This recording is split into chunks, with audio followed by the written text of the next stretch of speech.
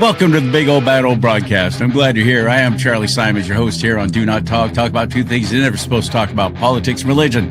Talking to the people I'm not supposed to talk to, like, people running for office, like Greg ABDOUCH. Who? Psst. Take it easy. I'll introduce him. You'll be glad. You'll be glad you're here and that you get to meet him and you get to hear what he has to say.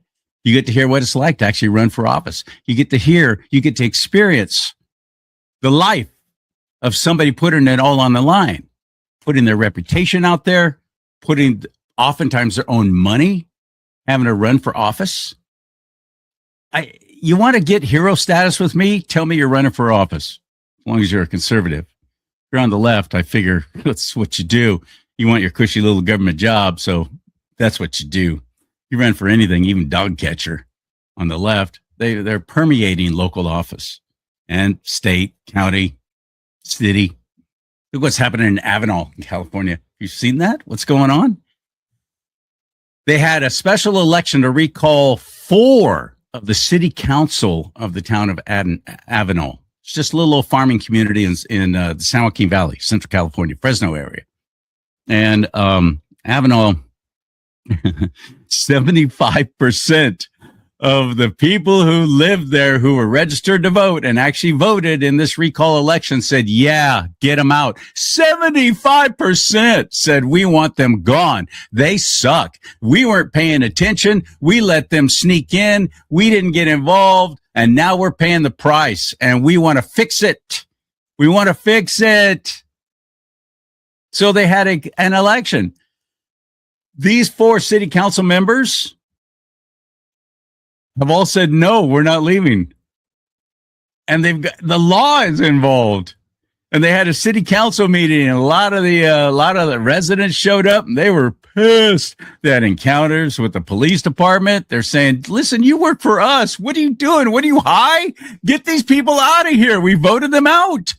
Action News reporter Anna Terrell attended that meeting tonight and brings us the tense moments. 3 of the 4 recalled city council members attended tonight's meeting at the Avenal Theater. Leticia Gamez was not present, but recall organizers also served new court documents to those recalled city council members. And at one point during the meeting, it got really contentious that half the room, which was mostly recall supporters, walked out. So you might as well just pack your stuff, vacate, relocate. A heated exchange between Avenal's recalled mayor Alvaro Preciado and community members during Thursday night's meeting. At one point, Preciado called for a recess, but recall supporters ended up walking out. Earlier this year, the Kings County Registrar of Voters certified the recall election. Election reps say 73% of voters supported recalling 4 of the city's council members, but city leaders refused to step down. Last week, Attorney General Rob Bonta gave the green light for the lawsuit seeking to remove the 4 council members. We're ready to obviously go through the process, the Toronto process, as prescribed by the AG, have our day in court. We had a democratic process that they said it was good. In June, the Kings County District Attorney and Sheriff sent a cease and desist letter to the recalled council members. Our city government needs to continue functioning. There is no mechanism in place that allows our council or allows our government to just suspend and freeze. Ricardo Verdugo, the only sitting council member legally allowed to participate in city activities and authorize city spending, chose to attend Thursday evening's meeting out of protest. I'm not participating in any action that requires a lawful quorum and cannot provide one.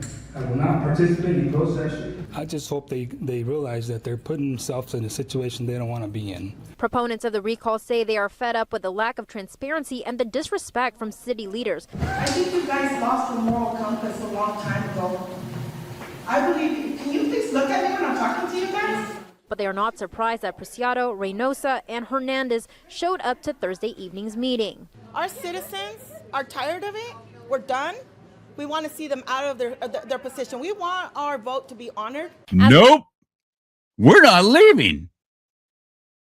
That's happening right now. Damn. So, if you're running for office, I think the best advice I can give to anybody is don't believe your own press. Like, for example, this guy, conservative area, running for office, did this ad thinking I'm playing to my base. These are my buddies. My buddies in the locker room will love this ad. Man, this will get me elected. Catching new heat this morning, Republican Senate candidate Eric Greitens, flanked by a team dressed in tactical gear, all armed with guns, storming a home, saying in the ad they're hunting rhinos or Republicans in name only, a derogatory term for GOP members seen as not loyal enough to the party. No bagging limit, no tagging limit, Greitens says, asking people to get a rhino hunting permit. Critics immediately slamming the ad as a call to violence. Texas Democrat Joaquin Castro describing it as sociopathic, warning Greitens, you're going to get someone killed.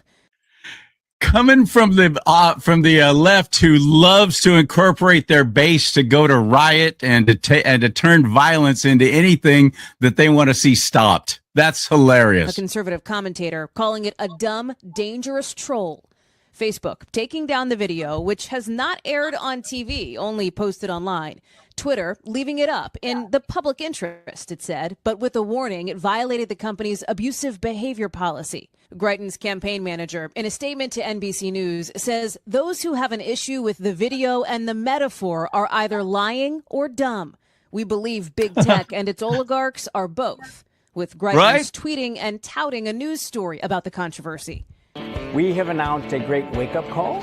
The candidate in a crowded conservative field in Missouri courting the endorsement of former President Trump. Greitens has faced calls to drop out over domestic violence accusations, his ex-wife saying he physically abused their child, which he denies. He served as Missouri's governor, but resigned in 2018 after...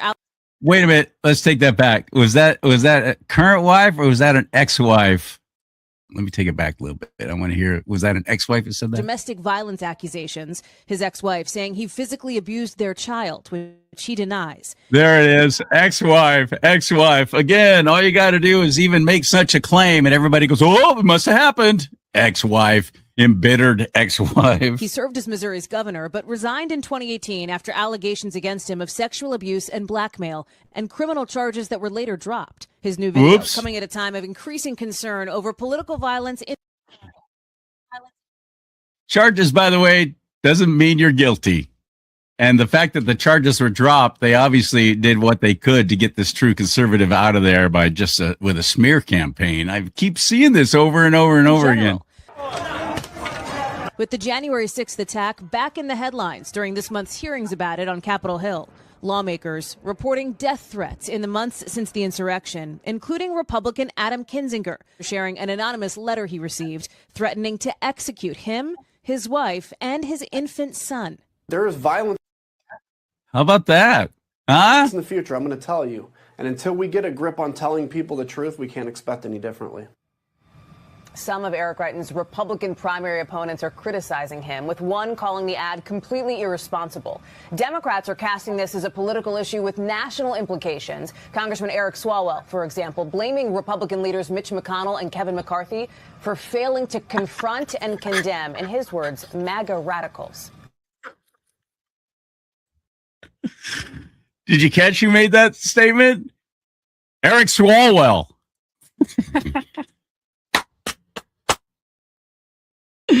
Oh my goodness, this is so classic.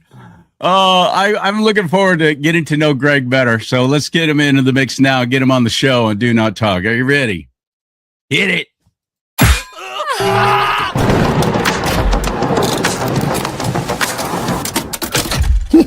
Hello, Greg. Hello, Charlie. How are you? I'm borderline amazing. I'm actually getting more and more confident as we get closer to the midterm election this coming November here in California. I'm getting more and more confident that perhaps I myself, remember what I said at the very beginning? Don't listen to your own press. Yep. Don't think that just because everybody else is telling you you're great that you necessarily are. Just keep that in mind. I'm not saying don't do what you want to do and what you think is right. Do what you want to do what you think is right, but just don't do it because you're thinking, oh, this is going to impress my buddies. That's all I'm saying.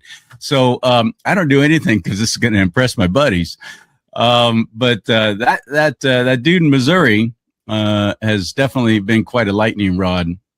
Brighton, And the more I learned about Missouri, the more I like it there.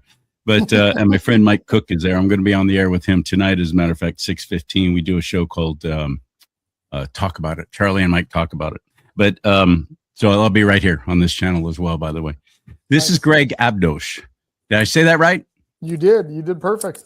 ABDOUCH. And where are you out of? I'm out of Inland Empire, Southern California. Okay, got it. Yep. Got a lot of family and friends down there. Good. I'm a native Californian. Did you grow up here? I did. I grew up in the high desert, Apple Valley, and born and raised there. Went to high school there. Played baseball there. Bakersfield. There you go. Yeah. So I get the high desert thing. Yeah. You're going to grow up tough, or you're going to run away screaming, never coming back. Those are your two choices. Both. Just depends. A little of both. You're going to run away screaming, then get tough, and then come back. Exactly. So did you go to college? What was your major and all that? I went to college. I actually majored in marine biology. After 2 years and got my AA degree, decided, well, I'd rather go into business. So I left college and went into sales and never looked back. When I started in college, remember what he just said. He grew up in the desert. Yeah. When I started in college, my major was marine biology. Dude, what are the odds of that? And we're both desert guys. Exactly. And my family's going, you grew up in the desert. What are you doing wanting to be a marine biologist? I just want to get away from the desert. What are you kidding? Get me close to something where I'm working with the ocean. That's funny. But then I, of course, got into media and never looked back. But what's it been like for you there? Are your family is originally from Syria? Yes. You were born here, though? I was born here. My parents were born here. My grandparents on both my mother and dad's side both came over from the old country. And what was that like? What was that like? Have they told you stories? Have you been there? Have you ever seen what it's like there? I've never been there. I've never been to Israel. I was supposed to go when I was graduated high school, and they were at war. And I think they've been at war every other year. I was just going to say, when are they not at war? It was never the right time to go, and never, and I don't have any family over there that I know of. So it's never really been a draw, other than I really want to see the Middle East. I have a daughter, though, that is a missionary. She's been in missionary service for the last 3 years. Awesome. And she's been in the Middle East several times. So wow. It's interesting. But yeah, my family came over, opened businesses, opened grocery stores, and laid roots and taught us how to appreciate our culture, appreciate where we came from, but respect the flag and respect the country. And so that's the way I grew up. I was on a conference call with a group of conservatives who are, trying to strategize for the midterm election and how can we get more younger people involved in what we're doing and understanding the ideals and get them turned away from their running headlong into socialism. And one of them said he was criticizing our own party because somebody at an event he went to had a sign that said, deport all immigrants. Now, I didn't get to ask him, did it really say immigrants or did it say illegals? Because that's two very different things. But he was saying that that we're turning away all the Mexican people, the Latino vote. They're running away from that, and they don't like Trump anymore. They voted for him, but now they regret it, and it's all because we've been saying get these illegals out of here. Mm-hmm. And my point to him was, wait, no, there are people who came here legally who don't like all the people who are here illegally. Yes. They want to see them deported. They don't think it's right either. And they see what's happening to jobs and services and what a strain it has put on, especially we Californians. Am I right on that or off base? Oh, I know you're dead Syrian. Right. You're dead right. But even more so than that, I actually bumped into a lady this weekend, 4th of July weekend, right? Celebrating 250 years of America. This girl was born here in the States. She's a DACA kid. But she's now 27 years old. She's gotten her paperwork filed and pushed through every single year. She's legal here. She has a number. She works. She pays taxes. She's a legal citizen. Isn't it interesting that the state of California failed to file her paperwork this year, and she is now illegal, and immediately, the day after her paperwork wasn't filed correctly, Walmart fired her and all of her friends that were in the same boat. Wait, what? Yeah. I just found this out. We're just digging into this story right now. And Why? she was out. Here's the important part, though. She was out there celebrating what America's all about. Because even though the state messed up her paperwork, she believes wholeheartedly in a country and a flag that defends freedom and your right to citizenship. So it was the state that screwed up that caused The this. state was screwed up. And it's happening across the board in several situations right now. And is where does she immigrate from? Mexico. Her mom came over. I can't understand. I can't explain this one. I thought that, is it because she's here legally that they're not interested in her staying? I don't want to make any speculation, but my assumption. But you said it's would be- happening a lot, so it's not like it was just an accident, a snafu. Well, in her one situation at Walmart, she said there was like 20 of them, all on the same day, gone. They let them all go because Walmart could not hire and have illegals working for them. But the day before, and she's been with Walmart for over 10 years. The day before, they all had jobs. So how are they now illegal? Or is there something going on? I mean, this is just a question. I'm not making a statement. This is a question. Is there something going on that's causing the state to have more people that are upset with the so-called Trump administration or ICE or immigration or whatever else you want to look at? And my claim as an elected official, as running for office, is we need to make it easier, right? These people that are here, I agree. These people that have been pushing through for years and years and years and contributing to society, they're not the problem. They are not the ones that we should be looking at. And the fact that we have so many different people out there that are waiting years and years and years. My family didn't wait years. My family went through the process, filed the paperwork, paid a nominal fee, not a bunch of money. It is a bunch of money now. It is a bunch of money now. And it's a tremendous amount of time. I've got friends that have been trying to go through this process for over 20 years. And they have spent thousands upon thousands upon thousands of dollars to get this done. It's not right. It's not right what we're doing. Now, this isn't a state issue. This is a federal issue. But I plan on very strongly working with our federal elected to push through and to change these laws to get it better for my community. Because what we're doing right now in our state is cleaning up a mess. And you can't clean up one mess and not look at the problem that we've created and not fix that as well. So that's where I stand on this. Yes, that we have created. Yeah. That's a tough one. Are you talking about amnesty for those who are already here, even though they came across illegally? I think there needs to be a fast track. I think there needs to be a system in place that we look at a person's record, right? Have they been filing taxes? Are they paying their taxes? Do they have a job? Are they established? Do they have some of these? She was walking around with her husband. Which is what you have to do to be considered to be to get a work visa. I know this because I worked in Canada for half a year, and I had to go through all kinds of stuff. How much money's in my bank?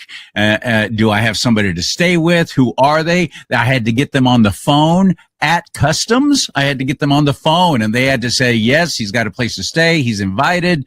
I had to jump through a whole bunch of hoops just to get a work permit or work visa, which they wound up turning into a visitor's visa. So I couldn't even stay and work anymore. I had to leave after 6 months unless I stayed there and was illegal.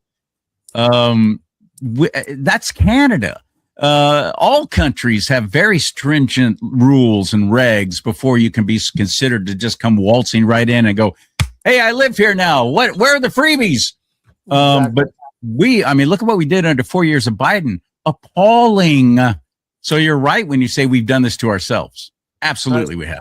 Right. And some are, and I know I've worked with them. I grew up Bakersfield, working on ranches. I've worked around a lot of people of questionable citizenship, and man, they were fun. They were hardworking. One guy comes to mind named Jess. Hey, Charles. He always called me. Hey, Charles, come here, Charles.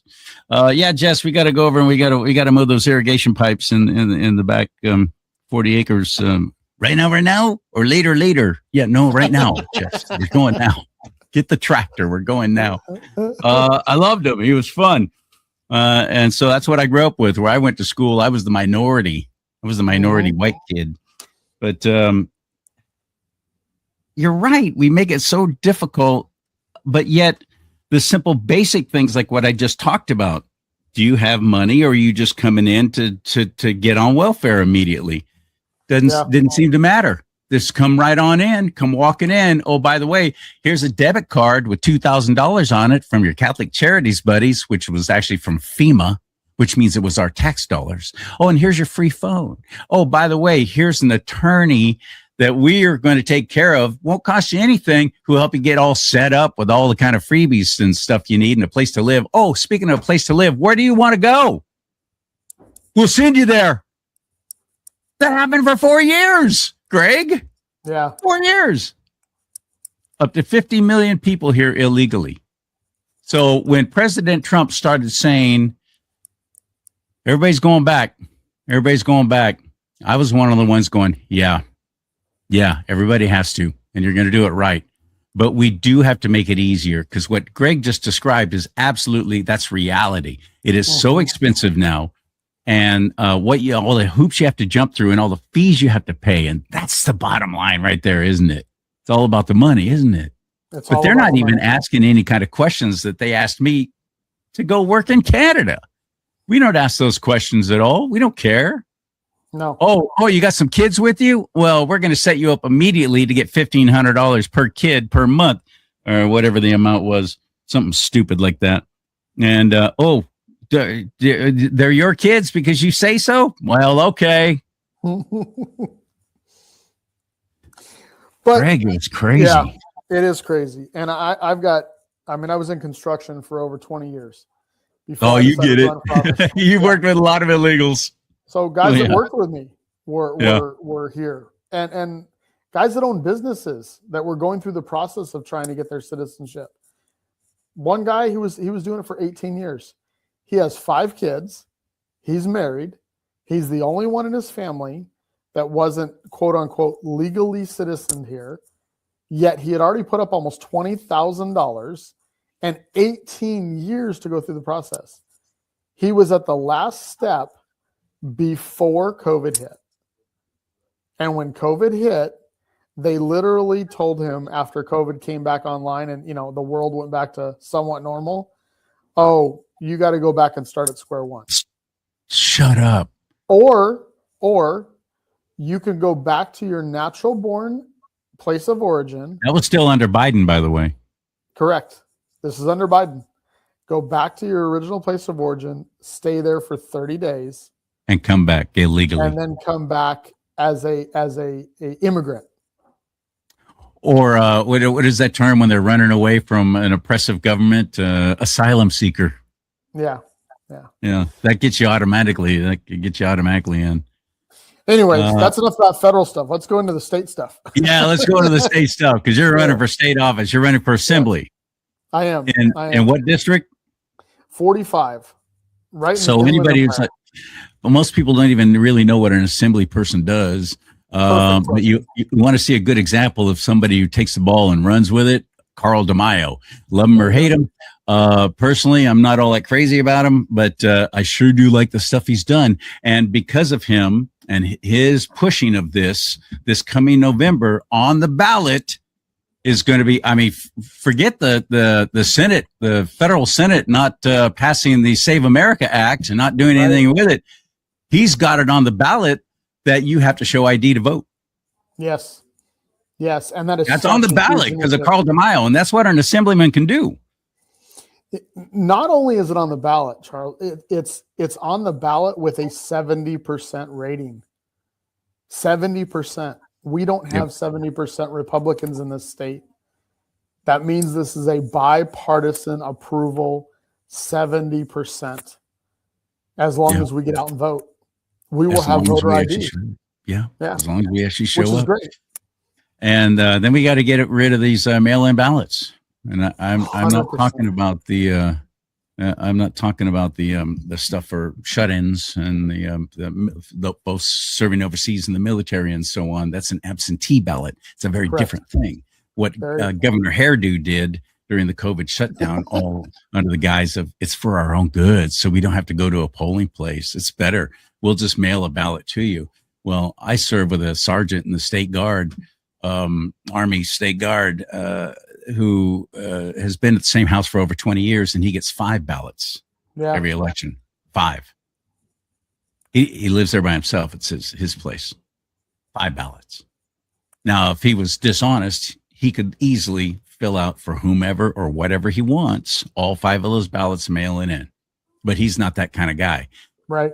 There are many people who are that kind of guy. And they absolutely will take advantage of it. And that's this mail-in ballot thing, as Jimmy Carter himself, King Democrat himself said, there's no greater way to cheat in an election through mail-in ballots.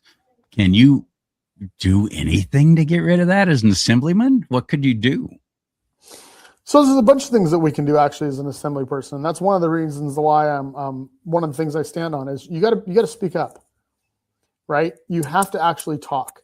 The problem with a lot of our elected officials right now is they're not communicating with either side, meaning they're not talking to their community, they're not talking to the people that voted them in, and they're not talking on the floor. The guy I'm running against right now, he doesn't show up. He has an F grade from the Democrat side, and he's an elected Democrat because he simply doesn't show up for his community. And that's one of the biggest things is what are your, as an elected official, what are your constituents wanting to happen? Are they wanting mail-in ballots? Or are they not? And if they're not, then you need to bring that to the table at the assembly level and open up that conversation with your peers, with your constituents. What's going on in Sacramento right now is we have a dictator leadership that literally makes phone calls to the upper echelon of, sorry, I had somebody walk into my office, had an upper echelon of Democrats, and they pass whatever Newsom wants, whatever he wants. There's no negotiations.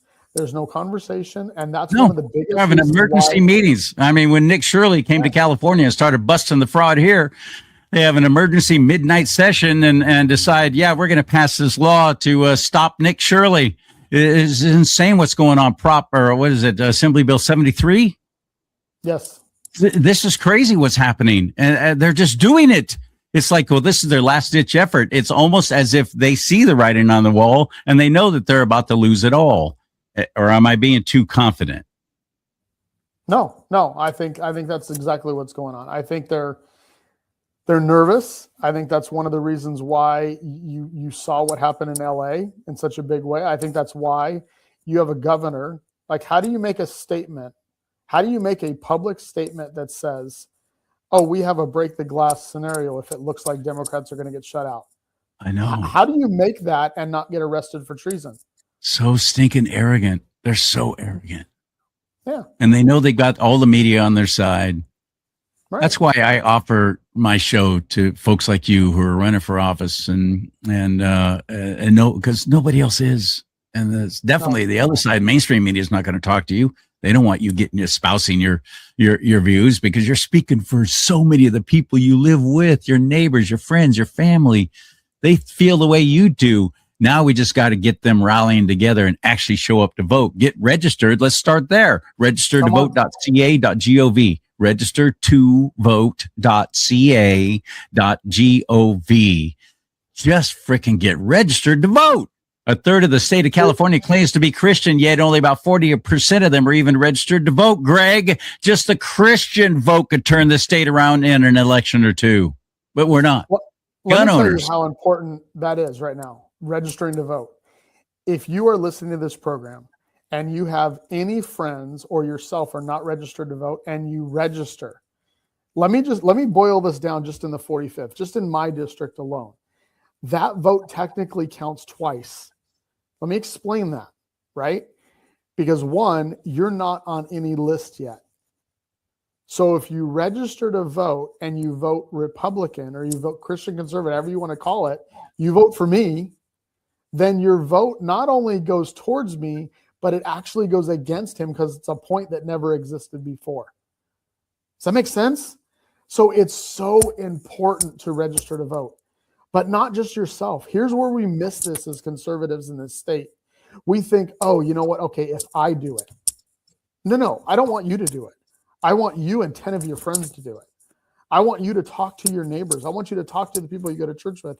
I want you to talk to the guy at the grocery store. And I want you to ask, hey, have you heard about voter ID on the ballot? Are you registered to vote? Have you heard about Save Prop 13 on the ballot? Are you registered to vote? Have you heard about Greg ABDOUCH in the 45th? Are you registered to vote? That's how we change this state. Because let me break this down. Yeah. The state assembly, you asked the question, what is a state assembly person? I love answering this question. We have over 39 million people in the state of California right now. 39 million. Okay. Does that include the illegals? That's the ones that are registered. Okay, good. So we got a lot more than that, and they're voting too because they have a driver's license. Suddenly they're registered to vote. Thanks, Jerry Brown. Not an accident. There are 80 members of the assembly and 40 members of the Senate. And you want to ask, what do those people do?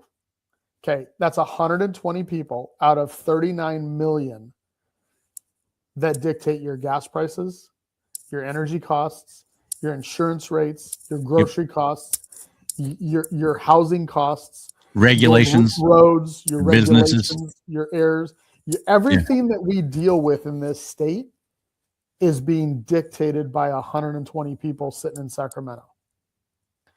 And if we break the supermajority in the assembly this cycle, that's only 7 seats.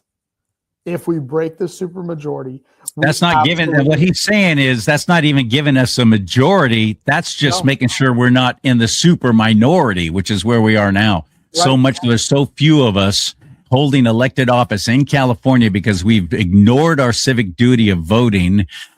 So they have now what is called a supermajority. And this is how they're coming together with their little midnight legislative sessions and they're freaking passing bills and Governor Hairdo signing them into law. And we don't even know. We'll find out months later when something comes up and we'll go, wait, what? They did what? I didn't know about that. You're right. You didn't. Because the media's not telling you. They're not telling you at all because they're on board with it. They love it. Here's a perfect example. During COVID, the assembly was shut down. Everything was shut down. You couldn't go to a session. You couldn't listen to legislators were doing everything over Zoom, right? We found out 2 years later in 2023 that Connie Leyva, a current senator, signed a deal with the county of Los Angeles to allow, I think it was 42 school sites in Los Angeles County to have medical facilities on campus. We found out as parents because we showed up at a board meeting to oppose this facility that was going in at a school, and we were told by school board, we're not doing anything but following the bill that was passed 2 years ago. So we as parents went back. This is when I was a parent activist type. We found this out. We went in and looked into the bill and found out that Connie Leyva signed a backdoor deal with the county and with Planned Parenthood. Why does Planned Parenthood need medical facilities on our campuses? Why is that? Are parents not able to take their kids to the doctor anymore? Brother, when you and I were kids, the school nurse could not even give us aspirin without one of the parents saying it's okay. CharLee, she still can't. She still can't. She can't give an aspirin or cough syrup without a parent saying okay, but you can get a kid an abortion without ever notifying a parent. Or hormone blockers now too. Or hormone blockers. That's how scary our system is. And that's why the supermajority breaking is such an important thing. That's why I talk to so many different people, so many different platforms. I don't care where you're at. I'm doing events in Northern California right now because breaking the supermajority is the number one issue in California right now.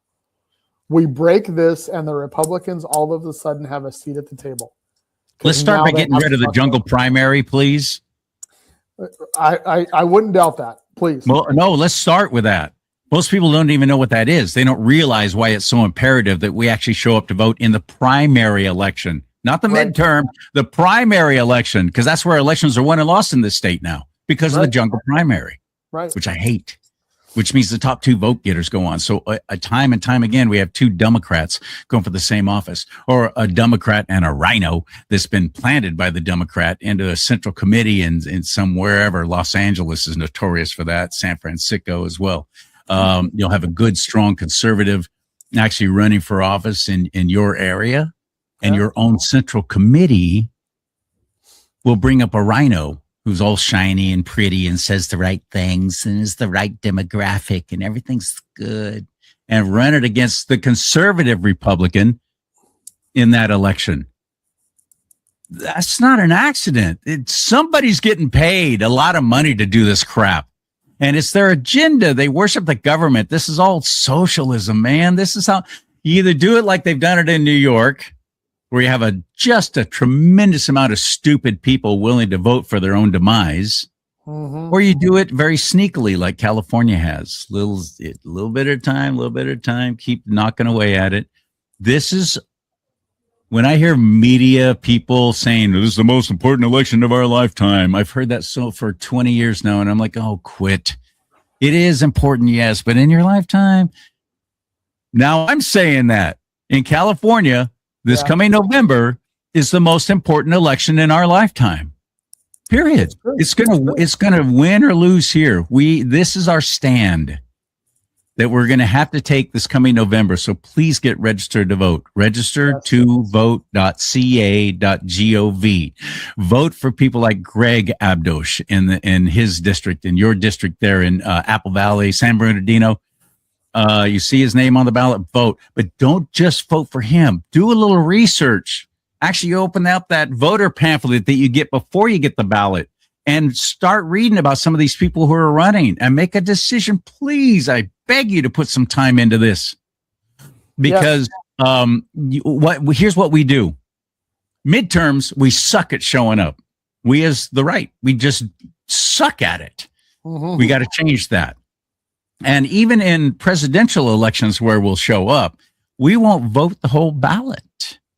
Oh, I'm voting for Greg. Okay, I did my duty. That's it. And you leave all those other seats open. You didn't even put any thought or time into it. And then a guy like Greg, we get blessed by having somebody like him representing us in our area. He's surrounded by enemies because we didn't take the time to put a little research into all the other people voting for things in our area that we've got to be. Local action equals national impact. It has never been more true than this election. I want you to do well. And Greg, I wanted you to have you on because another reason. The left, let's say, Nancy Pelosi, who's stepping down. Sure. Ding dong, the witch is dead. But another witch is running to take her place, and that's Scott Wiener. That witch. Oh, let's talk about him right now. Let's talk about him because his constituents, his voters in San Francisco, don't even bother giving $1 to his campaign because they know he's a shoo-in. He's got it done. He's going to win. They know that. So who's this incumbent that you're running against in your district? James Ramos. Okay.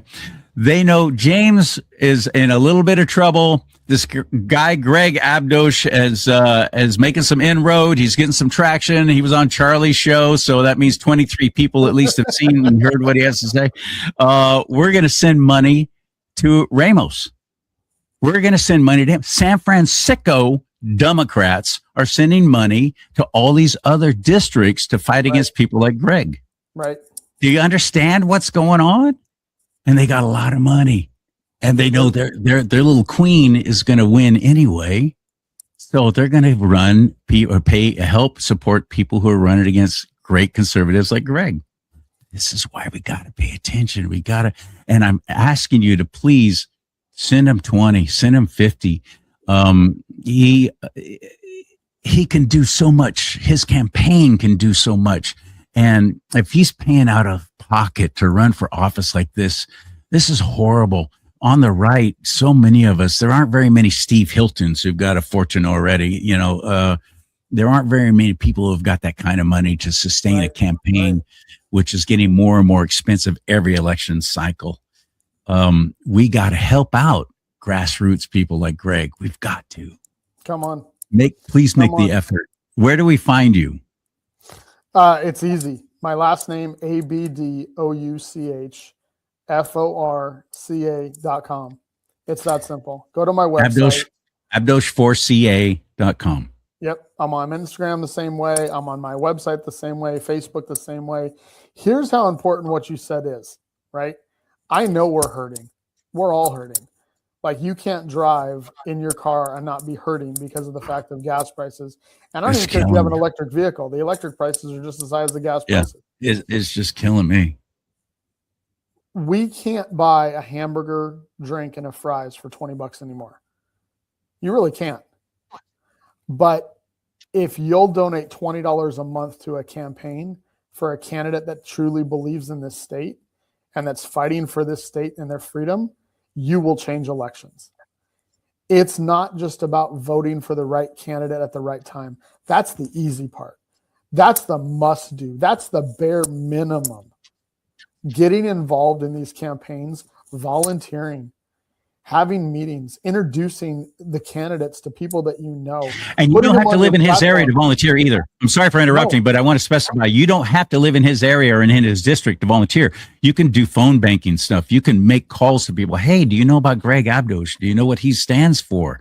Do you believe in these things? Well, remember this name. I have volunteers in Arizona. I have volunteers in North Carolina. There you go. There you go. Good. I have 28 people on my main campaign team, and only 2 people can vote for me. And one of them is my wife. So no, you don't have to live in the district. You have to believe in the cause. You have to believe in the cause. I believe in this so much. I took a 16-year business that I've owned, a construction company that was very successful, and I closed it down to run for office. I'm not doing this because I have some political game. I'm not doing this because I believe that, I need my name on a title. I need my name on a bill. I'm not doing this for any of that crap. I'm doing this because God put me in California for such a time as this. And I truly believe that he's not done with California yet. And if he's not done with California, then he needs people to step up to the plate and do the hard work and allow them to be used in places of authority. This isn't me. This isn't my campaign. This is his. And if it's his campaign and I believe in his mission, then he will do the hard work. But I have to be willing to get off the couch. I have to be willing to submit. I have to be willing to surrender to him. And when you do all that, it doesn't matter what you're giving up. It matters what you're doing for him. And that's why I'm running for office. That's why this is so important this year. I was sitting, you opened your show and you have a cross on your hat. You have Revelation 17. I got to tell you something. This got sent to me probably the beginning of the year. James Ramos, the guy I'm running against, nice guy. A lot of people in the community think he's a nice guy. He's actually a leader in his church. He actually does Bible studies for his tribe. Our government system opens up every session with prayer. I don't know if you know that or not, but our government session opens up prayer. Now, some states pray to the one true God. Some states you can't even say in the name of Christ Jesus at the end of the prayer. Some states allow you to pray to whatever you want. Like California, we've had satanic worshipers pray. We've had all kinds of weird stuff going on here. But the guy I'm running against, who is a professed Christian, who has a Bible study in his home, who supposedly leads people in this atmosphere, when asked to pray to open the assembly, he chose to make a chant to the bighorn sheep. I immediately sent that video to my pastor, and I said, I promise you, when in office, when I'm asked to pray, I will never pray to a false god. And if we're going to have leaders that are going to start leading people down a road and telling them that this is a prayer, and I'm not taking away from the Indian culture at all. That's not what I'm saying. But don't call it a prayer. Don't call it a prayer. Don't deface the name of God like that when you call yourself a Christian. You know what just came to mind was Jesus himself. And this, when I first got saved, I didn't get saved until later in life. And first time I read it, it had such a powerful impact on me that I've lived my life this way. Because Jesus himself said it. If you deny me before my Father on earth, I will deny you if you deny me before men on earth, I will deny you before my Father in heaven. Yes. That has powered me in my whole walk with the Lord. And this guy had an opportunity to not deny, but instead embolden and proclaim the name of Christ Jesus in such a public setting as that. And instead, he caved. And he's a Democrat? Yes, he is. Okay. So I always have this question to anybody who claims to be a Christian, but yet is a Democrat. How do you justify that? How do you justify abortion? How do you justify affiliating yourself with the party of death that's standing against traditional marriage and standing against the sanctity of life? How do you justify that? How do you justify that in church? And he's leading a Bible study? Yeah. Paul himself wrote about so-called Christians. That's abysmal. That's pathetic. And I want them out. I want them out. Now, I'm not electing pastors. That was my whole argument with President Trump. I'm not electing when they were talking about, oh, he did this and he did that. Well, first of all, let's look at the other presidents who have done similar things and worse that you all just thought are great. Right. But I'm not electing a pastor. I'm electing a CEO to run the most powerful corporation in the world.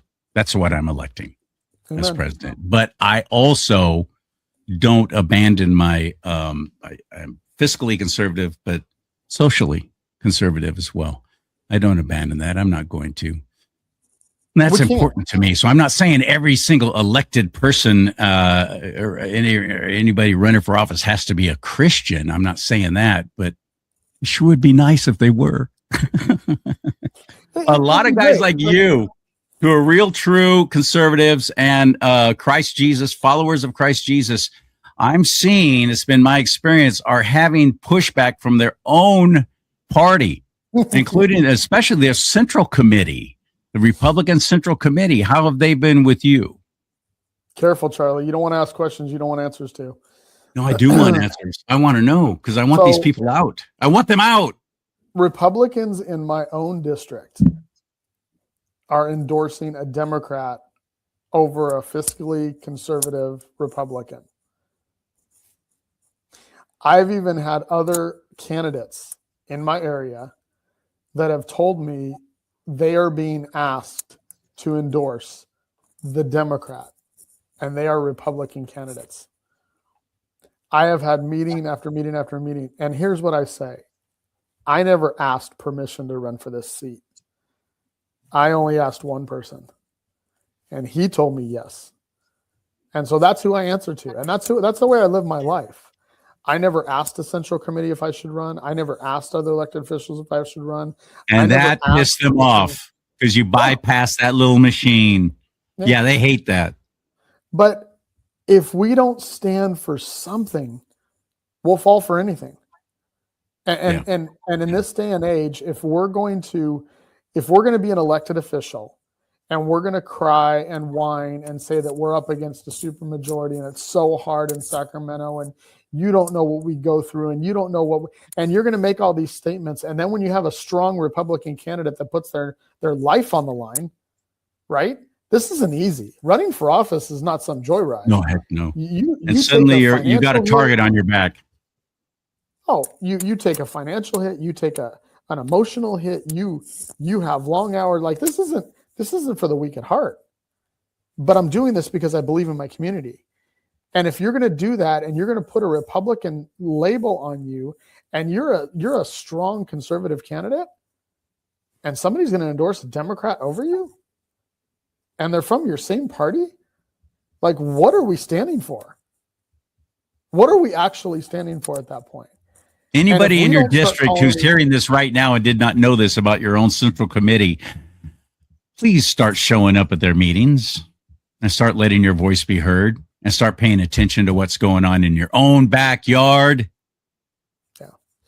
Now, to be fair, I am endorsed by the Republican Party. I'm endorsed by the Central Committee. I'm endorsed by all those. And the chair of the Central Committee actually donated to my campaign.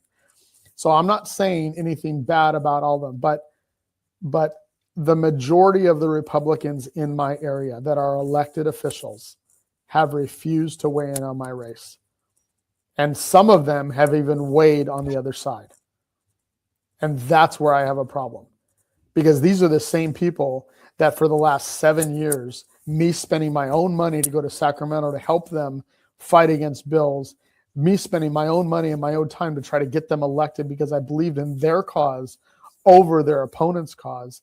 And now just because my opponent has money or he's connected or what, well, what has he done for you? What has he done for you? Written you a check? Is that what this is about? My campaign manager and I have been talking, and I asked this question of these elected officials. How much money has to be on the front of that check for you to turn your back on your constituents and look the other way? What's your dollar amount? We used to ask this question when we were little, right, Charlie? What would it cost you? How much would it cost you to do that bad thing? How much money would it take? Or your buddies, right? Here's this drink full of crap that they've concocted. How much money needs to be on the table before you're going to drink it? Well, now our elected officials are playing the same game. Mm-hmm. How much money has to be donated to your campaign, or how much of a check needs to be written to your nonprofit, or what is it going to take for you to turn your back on the voters and the constituents of your area because you want the money? That's where I'm at.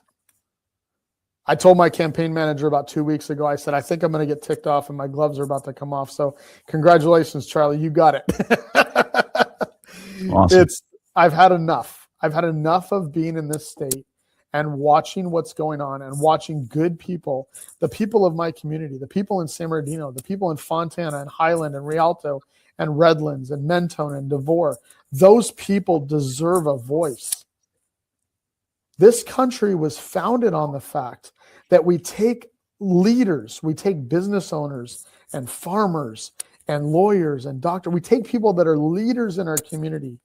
We elect them to office and we ask them to go serve our needs. Our elected officials don't do that anymore. They sit up in their Eiffel Tower, they sit up on their ivory throne, and they say, I have more money than you, so you can't touch me. Well, I got news for you, James Ramos. There's 267,000 people in my district. They deserve a voice, and I'm going to give it to them. And that's where we're going. I love it. I think this is fantastic. I'm so glad I met you. I'm glad you followed through and got on my show. And thank you so much for the opportunity, Charlie. I appreciate it. Anytime, man. So I hope this has inspired you to actually go to his website and get involved and help in some way, somehow. Even get a whole group, whatever group you're a part of, include Greg into your list. Just the most important thing we can ever do for anything, anytime, anywhere is pray. Yes. Yes. Pray for him. Yes. Pray for his family. Pray for his safety. Because I'm guaranteeing you, he's got people who are, if they have not already started slings and arrows at him, they're about to.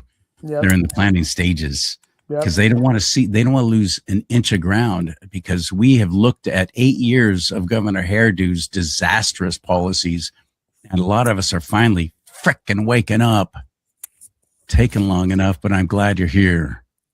So go to ABDOUCH 4CA, ABDOUCH FOR for CA for California, ABDOUCH4CA.com.